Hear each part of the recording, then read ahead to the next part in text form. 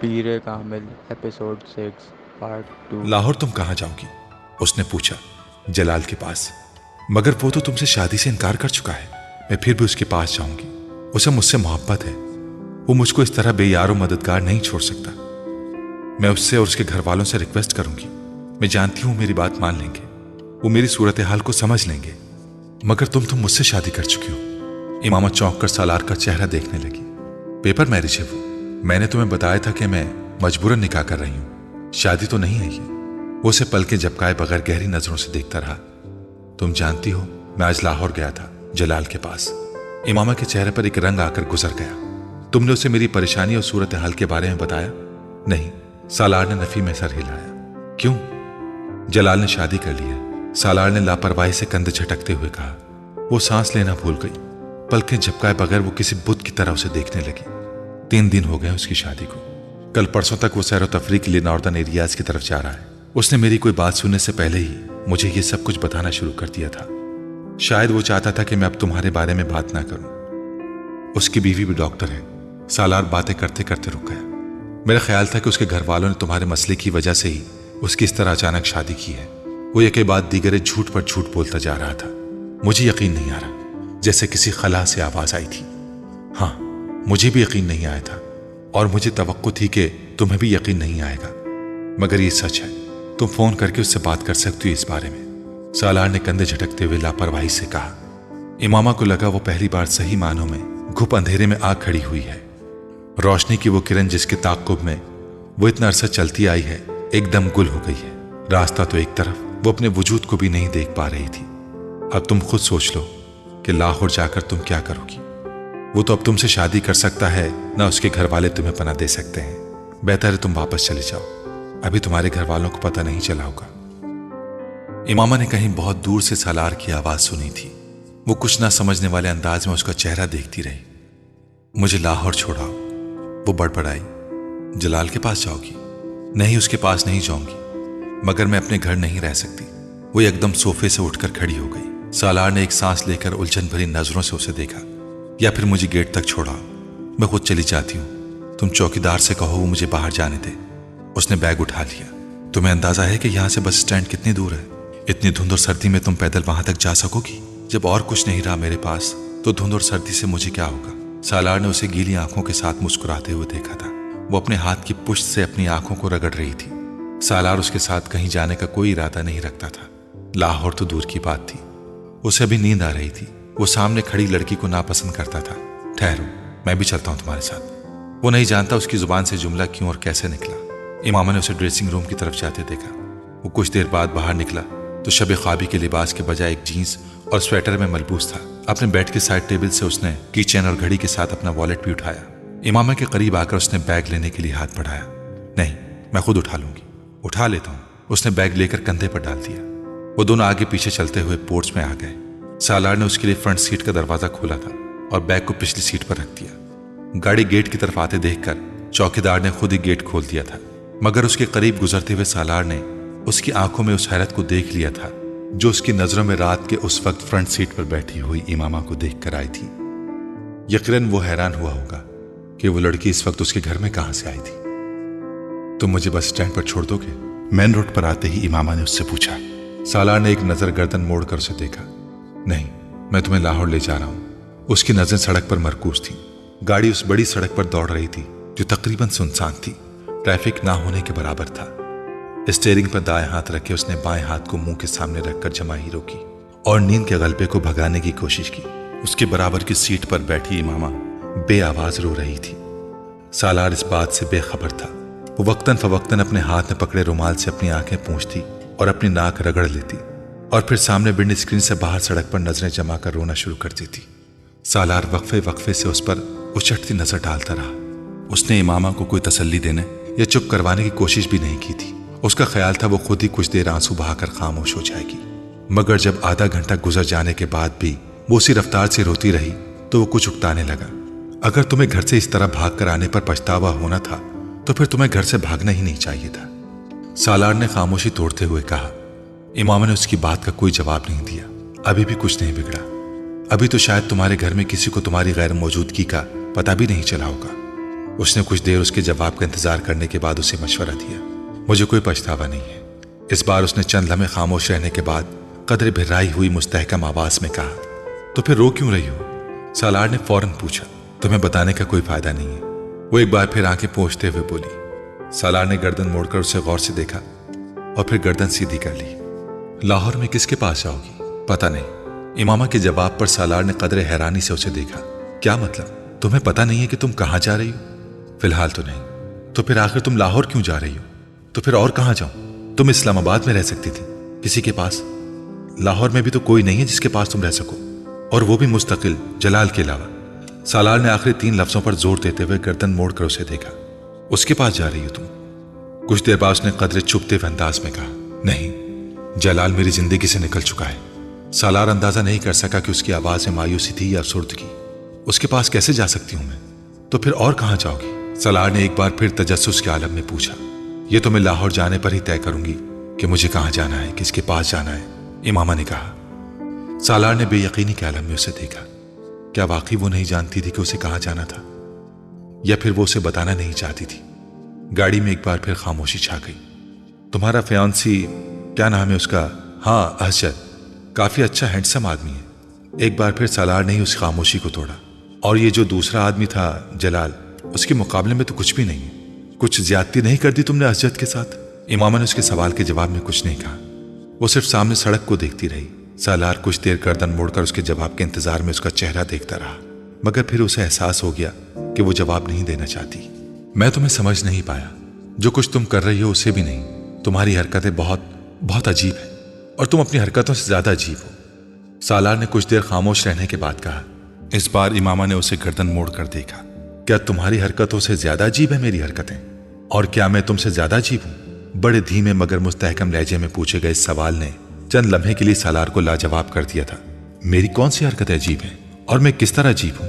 چند لمحے خاموش رہنے کے بعد سالار نے کہا، تم جانتے ہو کہ تمہاری کون سی حرکتیں عجیب ہیں؟ امامہ نے واپس ونڈ اسکرین کی طرف گردن موڑتے ہوئے کہا، یقیناً میری خودکشی ہی کی بات کر رہی ہو تم۔ سالار نے خود ہی اپنے سوال کا جواب دیتے ہوئے کہا، حالانکہ میں خودکشی نہیں کرنا چاہتا، نہ ہی میں خودکشی کی کوشش کر رہا ہوں۔ میں تو صرف ایک تجربہ کرنا چاہتا تھا۔ کیسا تجربہ؟ میں ہمیشہ لوگوں سے ایک ہی سوال پوچھتا ہوں، مگر کوئی بھی مجھے اس کا تسلی بخش جواب نہیں دے سکا۔ اس لیے میں اس سوال کا جواب خود ڈھونڈنے کی کوشش کر رہا ہوں۔ وہ بولتا رہا، کیا پوچھتے ہو تم لوگوں سے؟ بہت آسان سا سوال ہے، مگر ہر ایک کو مشکل لگتا ہے۔ What is next to ecstasy? اس نے گردن موڑ کر امامہ سے پوچھا۔ وہ کچھ دیر اسے دیکھتی رہی، پھر اس نے مدھم آواز میں کہا، pain. What is the next to pain? Salar نے بلا توقف ایک اور سوال کیا۔ Nothingness. What is next to nothingness? Salar نے اسی انداز میں ایک اور سوال کیا۔ ہیل، امامہ نے کہا۔ And what is next to hell? اس بار امامہ خاموشی سے اس کا چہرہ دیکھتی رہی۔ What is next to hell? What is next to hell? Salar نے پھر اپنا سوال دہرایا۔ تمہیں خوف نہیں آتا؟ سالار نے امامہ کو قدرے عجیب انداز میں پوچھتے سنا۔ کس چیز سے؟ سالار حیران ہوا۔ ہیل سے، اس جگہ سے جس کے آگے اور کچھ بھی نہیں ہوتا، سب کچھ اس کے پیچھے ہی رہ جاتا ہے۔ معتوب اور مغضوب ہو جانے کے بعد باقی بچتا کیا ہے جسے جاننے کا تمہیں تجسس ہے؟ امامہ نے قدر افسوس میں کہا، میں تمہاری بات سمجھ نہیں سکا، سب کچھ میرے سر کے اوپر سے گزرا ہے۔ سالار نے جیسے اعلان کرنے والے انداز میں کہا، فکر مت کرو، آ جائے گی۔ ایک وقت آئے گا جب تمہیں ہر چیز کی سمجھ آ جائے گی، یا پھر تمہاری ہنسی ختم ہو جائے گی۔ تب تمہیں خوف آنے لگے گا، موت سے بھی اور دوزخ سے بھی۔ اللہ تمہیں سب کچھ دکھا اور بتا دے گا۔ پھر تم کسی سے یہ کبھی نہیں پوچھا کرو گی، what is the next to ecstasy? Imama نے بہت رسانیت سے کہا، یہ تمہاری پیش گوئی ہے؟ سالار نے اس کی بات کے جواب میں کچھ چپتے ہوئے لہجے میں کہا، نہیں۔ امامہ نے اسی انداز میں کہا، تجربہ؟ سالار نے گردن سیدھی کر لی۔ ہاں، یہ تمہارا تجربہ ہی ہو سکتا ہے۔ کی تو تم نے خودکشی ہے، میرا مطلب ہے کرنے کی کوشش کی ہے۔ میں نے اپنے طریقے سے ہی کوشش کی تھی، تم نے اپنے طریقے سے کوشش کی ہے، سالار نے سرد مہری سے کہا۔ امامہ کی آنکھوں میں ایک بار پھر آنسو آ گئے۔ گردن موڑ کر اس نے سالار کو دیکھا۔ میں نے کوئی خودکشی نہیں کی ہے۔ کسی لڑکے کے لیے گھر سے بھاگنا ایک لڑکی کے لیے خودکشی ہی ہوتی ہے، وہ بھی اس صورت میں جب وہ لڑکا شادی پر تیار ہی نہ ہو۔ دیکھو، میں خود ایک لڑکا ہوں، بہت براڈ مائنڈیڈ اور لبرل ہوں، اور میں بالکل برا نہیں سمجھتا اگر ایک لڑکی گھر سے بھاگ کر کسی لڑکے کے ساتھ کورٹ میرج یا شادی کر لے، مگر وہ لڑکا اس کا ساتھ تو دے۔ ایک ایسے لڑکے کے لیے گھر سے بھاگ جانا جو شادی کر چکا ہو میری سمجھ میں نہیں آتا، اور پھر تمہاری عمر میں بھاگنا بالکل حماقت ہے۔ میں کسی لڑکے کے لیے نہیں بھاگی ہوں جلال النصر، سالار نے اس کی بات کاٹتے ہوئے اسے یاد دلایا۔ میں اس کے لیے نہیں بھاگی ہوں، وہ بے اختیار بلند آواز میں چلائی۔ سالار کا پاؤں بے اختیار بریک پر جا پڑا۔ اس نے حیرانی سے امامہ کو دیکھا۔ تو مجھ پر کیوں چلا رہی ہو؟ مجھ پر چلانے کی ضرورت نہیں ہے، سالار نے ناراضی سے کہا۔ وہ کھڑکی سے باہر دیکھنے لگی۔ یہ جو تمہاری مذہب والی تھیوری یا فلسفی یا پوائنٹ یا جو بھی ہے، آئی ڈونٹ گیٹ اٹ۔ کیا فرق پڑتا ہے اگر کوئی کسی اور پیغمبر کو ماننا شروع ہو گیا؟ زندگی ان فضول بحثوں کے علاوہ بھی کچھ ہے۔ مذہب، عقیدے یا فرقے پر لڑنا، واٹ ربش۔ امامہ نے گردن موڑ کر ناراضی کے عالم میں اسے دیکھا۔ جو چیزیں تمہارے لیے فضول ہیں ضروری نہیں کہ وہ ہر ایک کے لیے فضول ہوں۔ میں اپنے مذہب پر قائم نہیں رہنا چاہتی، اور نہ ہی اس مذہب کے کسی شخص سے شادی کرنا چاہتی ہوں، تو یہ میرا حق ہے کہ میں ایسا کروں۔ میں تم سے ایسی چیزوں کے بارے میں بحث نہیں کرنا چاہتی جسے تم نہیں سمجھتے، اس لیے تم ان معاملات کے بارے میں اس طرح کے تبصرے مت کرو۔ مجھ حق میں جو چاہے کہوں، فریڈم آف ایکسپریشن، اظہار کی آزادی۔ سالار نے کندھے اچکاتے ہوئے کہا۔ امامہ نے جواب دینے کے بجائے خاموشی اختیار کی۔ وہ کھڑکی سے باہر دیکھنے لگی۔ سالار بھی خاموشی سے گاڑی ڈرائیو کرنے لگا۔ یہ جلال النصر، میں اس کی بات کر رہا تھا۔ کچھ دیر کی خاموشی کے بعد ایک بار پھر اپنے اسی موضوع کی طرف آ گیا۔ اس میں کیا خاص بات ہے؟ اس نے گردن موڑ کر امامہ کو دیکھا۔ وہ ونڈ اسکرین سے باہر سڑک کو دیکھ رہی تھی۔ جلال النصر اور تمہارا کوئی جوڑ نہیں ہے۔ وہ بالکل بھی ہینڈسم نہیں ہے۔ تم ایک خوبصورت لڑکی ہو۔ میں حیران ہوں کہ تم اس میں کیسے دلچسپی لینے لگی۔ کیا وہ بہت زیادہ انٹیلیجنٹ ہے؟ اس نے امامہ سے پوچھا۔ امامہ نے حیرانی سے اسے دیکھا۔ انٹیلیجنٹ؟ کیا مطلب؟ دیکھو، یا تو کسی کی شکل اچھی لگتی ہے، میں نہیں سمجھتا کہ تمہیں جلال کی شکل اچھی لگتی ہوگی، یا پھر اس کا فیملی بیک گراؤنڈ، پیسہ وغیرہ کسی میں دلچسپی کا باعث بنتا ہے۔ اب جلال کا فیملی بیک گراؤنڈ یا مالی حالت کے بارے میں نہیں جانتا، مگر خود تمہارا فیملی بیک گراؤنڈ جتنا ساؤنڈ ہے، یہ بھی تمہارے لیے اس میں دلچسپی کا باعث نہیں بن سکتا۔ واحد بچ جانے والی وجہ کسی کی ذہانت، قابلیت وغیرہ ہے۔ اس لیے پوچھ رہا ہوں، کیا وہ بہت انٹیلیجنٹ ہے؟ کیا وہ بہت آؤٹ اسٹینڈنگ اور بریلینٹ ہے؟ نہیں، امامہ نے مدھم آواز میں کہا۔ سالار کو مایوسی ہوئی۔ تو پھر تم اس کی طرف متوجہ کیسے ہوئی؟ امامہ ونڈ اسکرین کے باہر ہیڈ لائٹس کی روشنی میں نظر آنے والی سڑک دیکھتی رہی۔ سالار نے اپنا سوال دہرایا۔ صرف کندھے اچکاتے ہوئے وہ دوبارہ ڈرائیونگ پر توجہ دینے لگا۔ گاڑی میں ایک بار پھر خاموشی چھا گئی۔ وہ نعت بہت اچھی پڑھتا ہے۔ تقریباً 5 منٹ بعد خاموشی ٹوٹی۔ ونڈ اسکرین سے باہر دیکھتے ہوئے مدھم آواز میں امامہ یوں بڑبڑائی تھی جیسے خود کلامی کر رہی ہو۔ سالار نے اس کا جملہ سن لیا تھا، مگر وہ اسے ناقابل یقین لگا۔ کیا؟ اس نے جیسے تصدیق چاہی۔ جلال بہت اچھی نعت پڑھتا ہے، اسی طرح ونڈ اسکرین سے باہر جھانکتے ہوئے کہا، مگر اس بار اس کی آواز کچھ بلند تھی۔ بس آواز کی وجہ سے؟ سنگر ہے؟ سالار نے تبصرہ کیا۔ امامہ نے نفی میں سر ہلایا۔ پھر؟ بس وہ نعت ہی پڑھتا ہے، اور بہت خوبصورت پڑھتا ہے۔ سالار ہنسا۔ تم صرف اس کے نعت پڑھنے کی وجہ سے اس سے محبت میں گرفتار ہوئی؟ میں کم از کم اس پر یقین نہیں کر سکتا۔ امامہ نے گردن موڑ کر اس کی طرف دیکھا۔ تو مت کرو، تمہاری یقین کی کس کو ضرورت ہے؟ اس کی آواز میں سرد مہری تھی۔ گاڑی میں ایک بار پھر خاموشی چھا گئی۔ فرض کرو یہ مان لیا جائے کہ واقعی تم اس کے نعت پڑھنے سے کچھ متاثر ہو کر اتنا آگے بڑھ گئیں۔ باربرا کاٹلینڈ کے ناول والا رومانس ہی ہو گیا یہ تو، اور تم ایک میڈیکل کی اسٹوڈنٹ ہو کر اتنا میچیور ذہن رکھتی ہو۔ سالار نے بے رحمی سے تبصرہ کیا۔ امامہ نے ایک بار پھر گردن موڑ کر اسے دیکھا۔ میں بہت میچیور ہوں، بہت زیادہ۔ پچھلے 2-4 سالوں میں مجھ سے زیادہ پریکٹیکل ہو کر کسی نے چیزوں کو نہیں دیکھا ہوگا۔ میری رائے محفوظ ہے۔ ہو سکتا ہے تمہارا پریکٹیکل ہونا میرے پریکٹیکل ہونے سے مختلف ہو۔ اینی وے میں جلال کی بات کر رہا تھا۔ وہ جو تم نعت وغیرہ کا ذکر کر رہی تھی اس کی بات۔ بعض چیزوں پر اپنا اختیار نہیں ہوتا، میرا بھی نہیں۔ اس بار امامہ کی آواز میں شکستگی تھی۔ میں پھر تم سے اتفاق نہیں کرتا۔ ہر چیز اپنے اختیار میں ہوتی ہے۔ کم از کم اپنی فیلنگز، ایموشنز اور ایکشن پر انسان کو کنٹرول ہوتا ہے۔ ہمیں پتہ ہوتا ہے کہ ہم کس شخص کے لیے کس طرح کی فیلنگز ڈیولپ کر رہے ہیں، کیوں کر رہے ہیں، اس کا بھی پتہ ہوتا ہے۔ اور جب تک ہم باقاعدہ ہوش و حواس میں رہتے ہوئے ان فیلنگز کو ڈیولپ نہیں ہونے دیتے، وہ نہیں ہوتی۔ اس لیے نہیں مان سکتا کہ ایسی چیزوں پر اپنا کنٹرول ہی نہ رہے۔ اس نے بات کرتے ہوئے دوسری بار امامہ کو دیکھا۔ اسے احساس ہوا کہ وہ اس کی بات نہیں سن رہی تھی۔ وہ پل کے جھپکائے بغیر ونڈ اسکرین کو دیکھ رہی تھی۔ یہ شاید ونڈو اسکرین سے باہر دیکھ رہی تھی۔ اس کی آنکھیں متورم تھیں اور اس وقت بھی ان میں نمی نظر آ رہی تھی۔ وہ ذہنی طور پر کہیں اور موجود تھی، کہاں یہ وہ نہیں جان سکتا تھا۔ اسے وہ ایک بار پھر ایب نارمل لگی۔ بہت دیر خاموشی سے ڈرائیو کرتے رہنے کے بعد سالار نے قدرے اکتا کر ایک بار پھر اسے مخاطب کیا۔ نعت پڑھنے کے علاوہ اس میں اور کون سی کوالٹی ہے؟ اس کی آواز بلند تھی۔ امامہ بے اختیار چونک گئی۔ نعت پڑھنے کے علاوہ اس میں اور کیا کوالٹی ہے؟ سالار نے اپنا سوال دہرایا۔ ہر وہ کوالٹی جو ایک اچھے انسان، اچھے مسلمان میں ہوتی ہے، امامہ نے کہا۔ مثلاً سالار نے بھویں اچکاتے ہوئے کہا، اگر نہ بھی ہوتی تو بھی وہ شخص حضرت محمد صلی اللہ علیہ وآلہ وسلم سے اتنی محبت کرتا ہے کہ میں اسے اس ایک کوالٹی کی خاطر کسی بھی دوسرے شخص پر ترجیح دیتی۔ سالار عجیب سے انداز میں مسکرایا۔ What a logic! ایسی باتوں کو تو میں واقعی نہیں سمجھ سکتا۔ اس نے گردن کو نفی میں ہلاتے ہوئے کہا، تم اپنی پسند سے شادی کرو گے یا اپنے پیرنٹس کی پسند سے؟ امامہ نے اچانک اس سے پوچھا۔ وہ حیران ہوا۔ آف کورس اپنی پسند سے، پیرنٹس کی پسند سے شادی کرنے والا زمانہ تو نہیں ہے یہ۔ اس نے کندھے اچکاتے ہوئے لاپرواہی سے کہا، تم بھی تو کسی کوالٹی کی وجہ سے ہی کوئی لڑکی پسند کرو گے، شکل و صورت کی وجہ سے، یا پھر جس سے تمہاری انڈرسٹینڈنگ ہو جائے گی اس سے، ایسا ہی ہوگا نا؟ وہ پوچھ رہی تھی۔ یقیناً، سالار نے کہا، میں بھی تو یہی کر رہی ہوں۔ اپنی اپنی ترجیحات کی بات ہوتی ہے۔ تم ان چیزوں کی بنا پر کسی سے شادی کرو گے، میں بھی ایسی ہی ایک وجہ کی بنا پر شادی کرنا چاہتی تھی جلال نصر سے۔ وہ رکی۔ میری خواہش ہے کہ میری شادی اس سے ہو جو حضرت محمد صلی اللہ علیہ وآلہ وسلم سے مجھ سے زیادہ محبت رکھتا ہو۔ جلال النصر آپ صلی اللہ علیہ وآلہ وسلم سے مجھ سے زیادہ محبت کرتا تھا۔ مجھے لگا مجھے اسی شخص سے شادی کرنی چاہیے۔ میں نے تم سے کہا بعض چیزوں پر اختیار نہیں ہوتا، بعض خواہشات بس ان سے چھٹکارا پانا ممکن نہیں ہوتا۔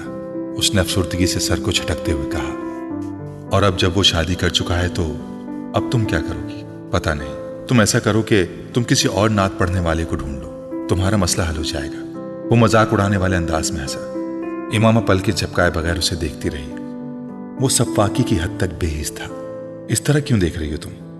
میں مذاق کر رہا ہوں۔ وہ اب اپنی ہنسی پر قابو پا چکا تھا۔ امامہ نے کچھ کہنے کے بجائے گردن موڑ لی۔ تمہیں تمہارے فادر نے مارا ہے؟ سالار نے پہلے کی طرح کچھ دیر خاموش رہنے کے بعد بولنے کا معمول جاری رکھا۔ تمہیں کس نے بتایا؟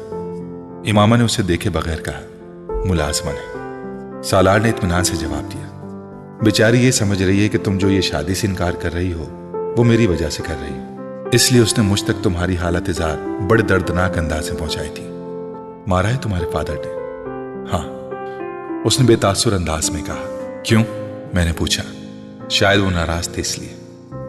تم نے کیوں مارنے دیا؟ امامہ نے گردن موڑ کر اسے دیکھا۔ وہ میرے بابا ہیں، انہیں حق ہے، وہ مار سکتے ہیں مجھے۔ سالار نے حیرانی سے اسے دیکھا۔ ان کی جگہ کوئی بھی ہوتا وہ اس صورتحال میں یہی کرتا۔ مجھے یہ قابل اعتراض نہیں لگا۔ وہ بڑے ہموار لہجے میں کہہ رہی تھی، اگر مارنے کا حق ہے انہیں تو پھر تمہاری شادی کرنے کا بھی حق ہے۔ اس پر اتنا ہنگامہ کیوں کھڑا کر رہی ہو تم؟ سالار نے چھپتے ہوئے لہجے میں پوچھا۔ کسی مسلمان سے کرتے اور چاہے جہاں مرضی کر دیتے میں کروا لیتی، چاہے وہ جلال النصر نہ ہوتا۔ استہزائیہ انداز میں کہا۔ ہاں، اب بھی آخر کون سا ہوگا یہ اس سے؟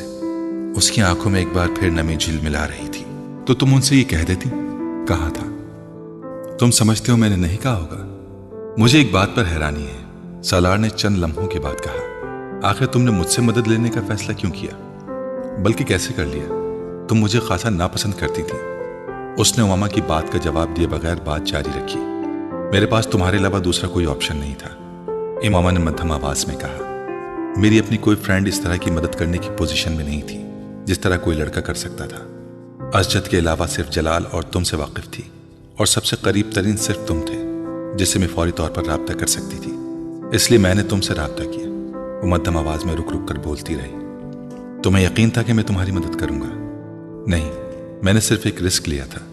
یقین کیسے ہو سکتا تھا مجھے کہ تم میری مدد کرو گے؟ میں نے بتایا نا، میرے پاس تمہارے علاوہ کوئی آپشن نہیں تھا۔ یعنی تم نے ضرورت کے وقت گدھے کو باپ بنا لیا۔ اس کے بے حد عجیب لہجے میں کیے گئے تبصرے نے یکدم امامہ کو خاموش ہو جانے پر مجبور کر دیا۔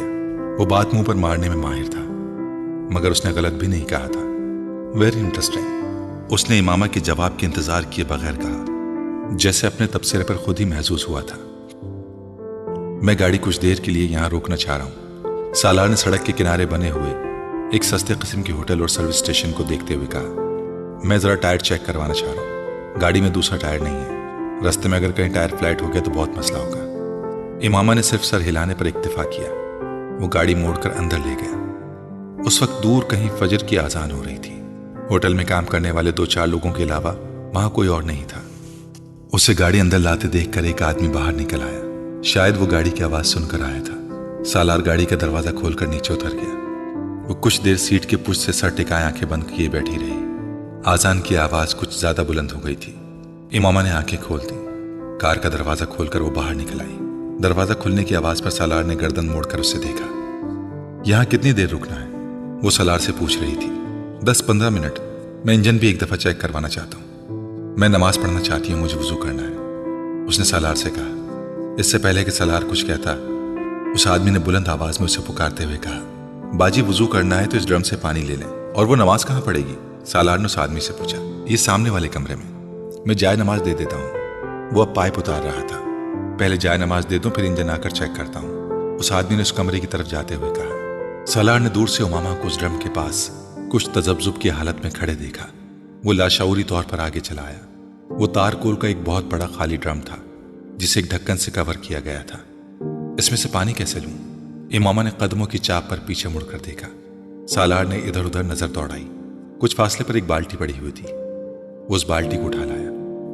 میرا خیال ہے یہ اس بالٹی کو پانی نکالنے کے لیے استعمال کرتے ہیں، اس نے امامہ سے کہتے ہوئے ڈرم کا ڈھکن اٹھایا اور اس میں سے پانی بالٹی میں بھر لیا۔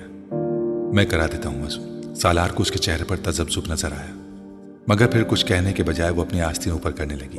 اپنی گھڑی اتار کر اس نے سالار کی طرف بڑھا دی اور پنجوں کے بل زمین پر بیٹھ گئی۔ سالار نے اس کے بڑھے ہوئے ہاتھوں پر کچھ پانی ڈالا۔ امامہ کو بے اختیار جیسے کرنٹ لگا۔ اس نے یکدم اپنے ہاتھ پیچھے کر لی۔ کیا ہوا؟ سالار نے کچھ حیرانی سے کہا۔ کچھ نہیں، پانی بہت ٹھنڈا ہے، تم پانی ڈالو۔ وہ ایک بار پھر ہاتھ پھیلا رہی تھی۔ سالار نے پانی ڈالنا شروع کر دیا۔ وہ وضو کرنے لگی۔ پہلی بار سالار نے اس کے ہاتھوں کو کوہنیوں تک دیکھا۔ کچھ دیر کے لیے وہ اس کی کلائیوں سے نظر نہیں ہٹا سکا۔ پھر اس کی نظر اس کی کلائیوں سے اس کے چہرے پر چلی گئی۔ وہ اپنی چادر کو ہٹائے بغیر بڑی احتیاط کے ساتھ سر، کانوں اور گردن کا مسح کر رہی تھی، اور سالار کی نظریں اس کے ہاتھوں کی حرکت کے ساتھ ساتھ سفر کر رہی تھیں۔ اس کی گردن میں موجود سونے کی چین اور اس میں لٹکنے والے موتی کو بھی اس نے پہلی بار دریافت کیا تھا۔ سالار نے اسے جتنی بار دیکھا تھا اسی طرح کی چادر میں دیکھا تھا۔ چادر کا رنگ مختلف ہوتا، مگر وہ اسے ہمیشہ ایک ہی انداز میں لپیٹے ہوتی۔ وہ کبھی اس کے خد و خال پر غور نہیں کر سکا۔ پاؤں پر پانی میں خود ڈال لیتی ہوں۔ اس نے کھڑے ہوتے ہوئے سالار کے ہاتھوں سے اس بالٹی کو پکڑ لیا جو اب تقریباً خالی ہونے والی تھی۔ سالار چند قدم پیچھے ہٹ کر محویت سے دیکھنے لگا۔ وہ وضو کر چکی تو سالار کی محویت ختم ہوئی۔ اس نے گھڑی اس کی طرف بڑھا دی۔ آگے پیچھے چلتے ہوئے اس کمرے تک آئے جہاں وہ آدمی گیا تھا۔ وہ آدمی جب تک کمرے میں ایک طرف مسلح بچھا چکا تھا، امامہ خاموشی سے جائے نماز کی طرف بڑھ گئی۔ لاہور کی حدود میں داخل ہوتے ہی امامہ نے اس سے کہا، اب تم مجھے کسی بھی اسٹاپ پر اتار دو، میں چلی جاؤں گی۔ تم جہاں جانا چاہتی ہو میں تمہیں چھوڑ دیتا ہوں۔ اتنی دھند میں کسی ٹرانسپورٹ کا انتظار کرتے تمہیں بہت وقت لگے گا۔ سڑکیں اس وقت تقریباً ویران تھیں، حالانکہ صبح ہو چکی تھی، مگر دھند نے ہر چیز کو لپیٹ میں لے رکھا تھا۔ مجھے نہیں پتا مجھے کہاں جانا ہے، پھر تمہیں میں کس جگہ کا پتہ بتاؤں؟ ابھی تو شاید ہاسٹل میں جاؤں، پھر وہاں۔ سالار نے اس کی بات کاٹ دی۔ تو پھر میں تمہیں ہاسٹل چھوڑ دیتا ہوں۔ کچھ فاصلہ اس طرح خاموشی سے طے ہوا۔ پھر ہاسٹل سے کچھ فاصلے پر امامہ نے اس سے کہا، بس تم یہاں گاڑی روک دو، میں یہاں سے خود چلی جاؤں گی، میں تمہارے ساتھ ہاسٹل نہیں جانا چاہتی۔ سالار نے سڑک کے کنارے گاڑی روک دی۔ پچھلے کچھ ہفتوں میں تم نے میری بہت مدد کی ہے، میں اس کے لیے تمہارا شکریہ ادا کرنا چاہتی ہوں۔ تم میری مدد نہ کرتے تو آج میں یہاں نہ ہوتی۔ وہ ایک لمحے کے لیے رکی۔ تمہارا موبائل ابھی میرے پاس ہے، مگر مجھے ابھی اس کی ضرورت ہے، میں کچھ عرصے بعد اسے واپس بھجوا دوں گی۔ اس کی ضرورت نہیں، تم اسے رکھ سکتی ہو۔ میں کچھ دنوں بعد تم سے دوبارہ رابطہ کروں گی، پھر تم مجھے طلاق کے پیپرز بھجوا دینا۔ وہ رکی۔ میں امید کرتی ہوں کہ تم میرے پیرنٹس کو کچھ نہیں بتاؤ گے۔ یہ کہنے کی ضرورت نہیں تھی، سالار نے بھمیں اچکاتے ہوئے کہا۔ مجھے کچھ بتانا ہوتا تو میں بہت پہلے بتا چکا ہوتا۔ سالار نے قدرے سرد مہری سے کہا۔ تم مجھے بہت برا لڑکا سمجھتی تھی، کیا ابھی بھی تمہاری میرے بارے میں وہی رائے ہے یا تم نے اپنی رائے میں کچھ تبدیلی کی ہے؟ سالار نے اچانک تیکھی مسکراہٹ کے ساتھ اس سے پوچھا۔ تمہیں نہیں لگتا کہ میں دراصل بہت اچھا لڑکا ہوں؟ ہو سکتا ہے، امامہ نے مدھم آواز میں کہا۔ سالار کو اس کی بات پر جسے شوق لگا۔ ہو سکتا ہے؟ وہ بے یقینی سے مسکرایا۔ اب بھی ہو سکتا ہے۔ تم بہت ناشکری ہو امامہ، میں نے تمہارے لیے اتنا کچھ کیا ہے، جو اس زمانے میں کوئی لڑکا نہیں کرے گا، اور تم پھر بھی مجھے اچھا ماننے پر تیار نہیں۔ میں ناشکری نہیں ہوں، مجھے اعتراف ہے کہ تم نے مجھ پر بہت احسان کیے ہیں، اور شاید تمہاری جگہ کوئی دوسرا کبھی نہ کرتا۔ سالار نے اس کی بات کاٹ دی۔ تمہیں اچھا ہوا نا؟ وہ کچھ نہیں بولی، صرف اسے دیکھتی رہی۔ نہیں، مجھے پتا ہے تم یہی کہنا چاہتی ہو، حالانکہ مشرقی لڑکی کی خاموشی اس کا اقرار ہوتی ہے، مگر تمہاری خاموشی تمہارا انکار ہوتی ہے۔ ٹھیک کہہ رہا ہوں نا؟ ہم ایک فضول بحث کر رہے ہیں، ہو سکتا ہے۔ سالار نے کندھے اچکائے۔ مگر مجھے حیرانی ہے کہ تم… اس بار امامہ نے اس کی بات کاٹ دی۔ تم نے میرے لیے یقیناً بہت کچھ کیا ہے، اور اگر میں تمہیں جانتی نہ ہوتی تو یقیناً میں تمہیں ایک بہت اچھا انسان سمجھتی اور کہہ بھی دیتی، مگر میں تمہیں کتنی اچھی طرح جانتی ہوں کہ میرے لیے یہ کہنا مشکل ہے کہ تم ایک اچھے انسان ہو۔ وہ رکی۔ سالار پل کے جھپکائے بغیر اسے دیکھتا رہا۔ جو آدمی خودکشی کی کوشش کرتا ہو، شراب پیتا ہو، جس نے اپنا کمرہ عورتوں کی برہنہ تصویروں سے بھر رکھا ہو، وہ اچھا آدمی تو نہیں ہو سکتا۔ امامہ نے دو ٹوک انداز میں کہا، تم کسی ایسے آدمی کے پاس جاتی جو یہ تینوں کام نہ کرتا مگر تمہاری مدد بھی نہ کرتا، تو کیا وہ تمہارے لیے اچھا آدمی ہوتا؟ سالار نے تیز آواز میں کہا، جیسے جلال النصر۔ امامہ کے چہرے کا رنگ بدل گیا۔ ہاں، اس نے میری مدد نہیں کی، مجھ سے شادی نہیں کی، مگر اس کا مطلب یہ نہیں کہ وہ برا ہو گیا ہے۔ وہ اچھا آدمی ہے، ابھی بھی میرے نزدیک اچھا آدمی ہے۔ اور تم نے مدد کی، تم سے شادی کی، مگر یقیناً اس کا یہ مطلب نہیں کہ میں اچھا ہو گیا ہوں، میں برا آدمی ہوں۔ وہ عجیب سے انداز میں کہتے ہوئے مسکرایا۔ تمہارا خود اپنے بارے میں کیا خیال ہے ماما؟ کیا تم اچھی لڑکی ہو؟ اس نے اچانک چپتے ہوئے انداز سے پوچھا، اور پھر جواب کا انتظار کیے بغیر کہنے لگا، میرے نزدیک تم بھی اچھی لڑکی نہیں ہو۔ تم بھی ایک لڑکے کے لیے اپنے گھر سے بھاگی ہو، اپنے منگیتر کو دھوکہ دیا تم نے، اپنی فیملی کی عزت کو خراب کیا تم نے۔ سالار نے ہر لحاظ بالائے طاق رکھتے ہوئے صاف گوئی سے کہا۔ امامہ کی آنکھوں میں ہلکی سی نمی آ گئی۔ تم ٹھیک کہتا ہو، میں واقعی اچھی لڑکی نہیں ہوں۔ ابھی مجھے یہ جملہ بہت سے لوگوں سے سننا ہے۔ میں تمہیں بہت لمبی چوڑی وضاحت دے سکتی ہوں، مگر اس کا کوئی فائدہ نہیں۔ تم ان چیزوں کو نہیں سمجھ سکتے۔ فرض کرو میں تمہیں لاہور نہ لے کر آتا، کہیں اور لے جاتا پھر، مگر میں تمہیں بحفاظت یہاں لے آیا۔ یہ میرا تم پر کتنا بڑا احسان ہے، تمہیں اندازہ ہے اس کا؟ امامہ گردن موڑ کر اسے دیکھنے لگی۔ مجھے یقین تھا تم مجھے کہیں اور نہیں لے جاؤ گے۔ وہ اس کی بات پر ہنسا۔ مجھ پر یقین تھا؟ کیوں؟ میں تو ایک برا لڑکا ہوں۔ مجھے تم پر یقین نہیں تھا، اللہ پر یقین تھا۔ سالار کے ماتھے پر کچھ بل پڑے۔ میں نے اللہ اور اپنے پیغمبر صلی اللہ علیہ وآلہ وسلم کے لیے سب کچھ چھوڑ دیا ہے۔ یہ کبھی نہیں ہو سکتا تھا کہ وہ مجھے تمہارے جیسے آدمی کے ہاتھوں رسوا کرتے۔ یہ ممکن ہی نہیں تھا۔ فرض کرو ایسا ہو جاتا۔ سالار مصر ہوا۔ میں ایسی بات کیوں فرض کروں جو نہیں ہوئی؟ وہ اپنی بات پر قائم تھی۔ یعنی تم مجھے کسی قسم کا کوئی کریڈٹ نہیں دو گی؟ وہ مذاق اڑانے والے انداز سے مسکرایا۔ اچھا فرض کرو میں اب تمہیں جانے نہیں دیتا تو تم کیا کرو گی؟ گاڑی کا دروازہ جب تک میں نہیں کھولوں گا نہیں کھلے گا، یہ تم جانتی ہو۔ اب بتاؤ تم کیا کرو گی؟ وہ یک ٹک اسے دیکھتی رہی۔ یا میں یہ کرتا ہوں۔ سالار نے ڈیش بورڈ پر پڑا ہوا اپنا موبائل اٹھایا اور اس پر ایک نمبر ڈائل کرنے لگا کہ تمہارے گھر فون کر دیتا ہوں۔ اس نے موبائل اسکرین کو اس کی آنکھوں کے سامنے لہرایا۔ اس پر امامہ کے گھر کا نمبر تھا۔ میں انہیں تمہارے بارے میں بتاتا ہوں کہ تم کہاں ہو، کس کے ساتھ ہو، پھر یہاں سے تمہیں سیدھا پولیس اسٹیشن لے جا کر ان کی تحویل میں دے دیتا ہوں۔ تو پھر تمہارے اعتقاد اور اعتبار کا کیا ہوا؟ وہ مذاق اڑانے والے انداز میں کہہ رہا تھا۔ امامہ چپ چاپ اسے دیکھتی رہی۔ سالار کو بے حد خوشی محسوس ہوئی۔ سالار نے موبائل آف کرتے ہوئے ایک بار پھر اس کی آنکھوں کے سامنے لہرایا۔ کتنا بڑا احسان کر رہا ہوں تم پر کہ ایسا نہیں کر رہا۔ اس نے موبائل کو دوبارہ ڈیش بورڈ پر رکھتے ہوئے کہا، حالانکہ تم بے بس ہو، کچھ بھی نہیں کر سکتی۔ اس طرح رات کو میں تمہیں کہیں اور لے جاتا تو تم کیا کر لیتی؟ میں تمہیں شوٹ کر دیتی۔ سالار نے حیرانی سے اسے دیکھا، پھر کہکا مار کر ہنسا۔ کیا کر دیتی؟ میں تمہیں شوٹ کر دیتی۔ اس نے اسی انداز میں رک رک کر اسے کہا۔ وہ اسٹیئرنگ پر دونوں ہاتھ رکھ کر کھلکھلا کر ہنسا۔ کبھی زندگی میں پسٹل دیکھا بھی ہے تم نے؟ اس نے امامہ کا مذاق اڑاتے ہوئے کہا۔ سالار نے اسے جھکتے اور اپنے پاؤں کی طرف ہاتھ بڑھاتے دیکھا۔ جب وہ سیدھی ہوئی تو اس نے سالار سے کہا، شاید اسے کہتے ہیں۔ سالار ہنسنا بھول گیا۔ اس کے دائیں ہاتھ میں چھوٹے سائز کا ایک بہت خوبصورت اور قیمتی لیڈیز پسٹل تھا۔ سالار پسٹل پر اس کے ہاتھوں کی گرفت دیکھ کر جان گیا تھا کہ وہ کسی اناڑی کے ہاتھ میں نہیں تھا۔ اس نے بے یقینی سے امامہ کو دیکھا۔ تم مجھے شوٹ کر سکتی تھی؟ ہاں، میں تمہیں شوٹ کر سکتی تھی، مگر میں نے ایسا نہیں کیا کیونکہ تم نے مجھے کوئی دھوکہ نہیں دیا۔ اس نے مستحکم آواز میں کہا۔ اس نے پسٹل سالار کی طرف نہیں کیا تھا، صرف اپنے ہاتھ میں رکھا تھا۔